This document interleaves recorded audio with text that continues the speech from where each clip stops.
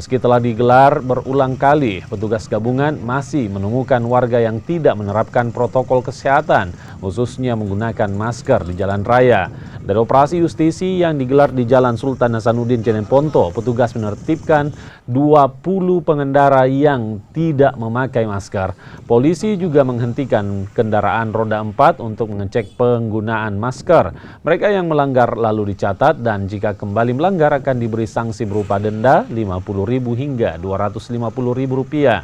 Razia akan terus dilakukan untuk mencegah penyebaran COVID-19 di Kabupaten Jeneponto. Kita melaksanakan operasi justisi mengenai memakai masker. Yang kedapatan tidak memakai masker sekitar 28 orang. Kita untuk saat ini masih tahap sosialisasi, kita mendata siapa-siapa yang belum